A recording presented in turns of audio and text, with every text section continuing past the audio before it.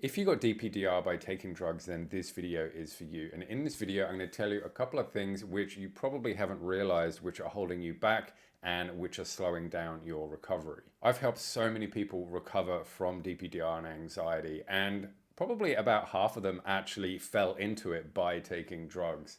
So I've seen sort of the common roads and the thought patterns that people go down, and I'm willing to bet that you go down this road as well. The biggest misconception about drugs is that drugs cause your DPDR.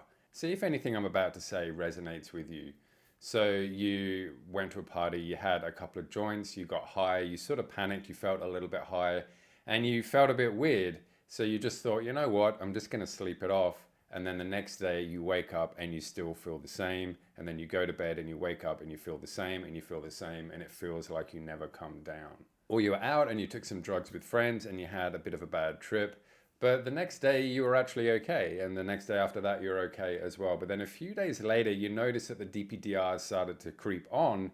And then before you knew it, after a few days, you just had the DPDR and you had no idea why it came there and why there was that delayed reaction. And so now you're in DPDR, and regardless of how long you've had it, I know that this thought is also going through your mind.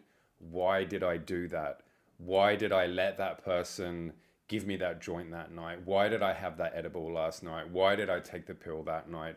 Why did I do this? If only I hadn't have done that, then I wouldn't be where I am right now. And so you beat up on yourself, you get annoyed at yourself, you get angry that you did that, you get frustrated that you can't just be normal. And, before you know it, you've had DPDR for a few months and now you just do not know what to do. The first thing you got to realize is that the drugs didn't cause the DPDR. And once you do realize that, you're going to stop beating yourself up about it. So the reason it's not about the drugs is because all those substances are doing is sort of making things a little bit more heightened for you.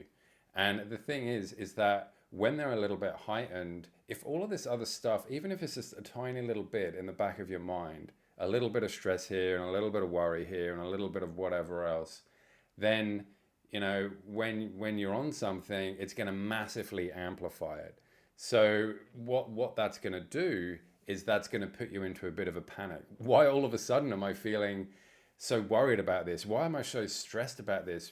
Oh, I don't like this feeling. I want this feeling gone, and then the resisting and the fighting comes in, and it's almost like it unleashes a plethora of really over magnified and over catastrophized things in your mind.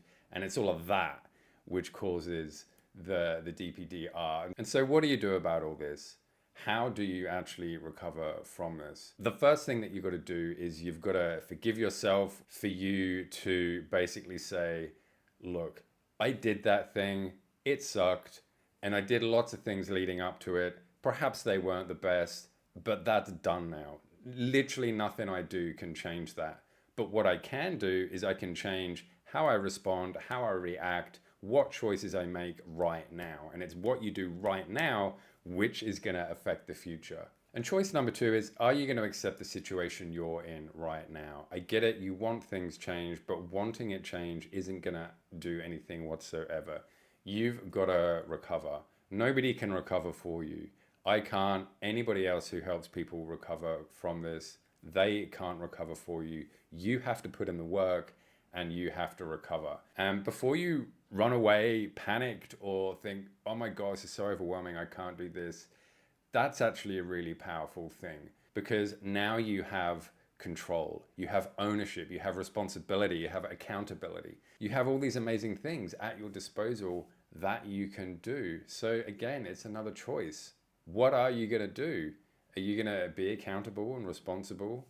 Or are you just going to blame everything else and everyone else and all the situations that were going on? And when you do that, you start to see light at the end of the tunnel and you know you're on the right path. And once that internal feeling of, oh, I know I can recover and it's just a matter of time is there, then that's pretty much the hard work done. It's just rinse and repeat, make a few tweaks here and there, and that's what you need to do to recover. And if you do need help with your recovery, then check out the Freedom course. It's the best online DPDR recovery course there is.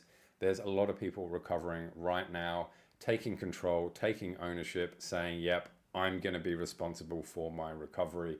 You should definitely go check that out if you want a step-by-step guide about exactly what you need to do to recover from DPDR. The link to check out that is in a pinned comment and also the description. And until next time, I'll see you in the next video.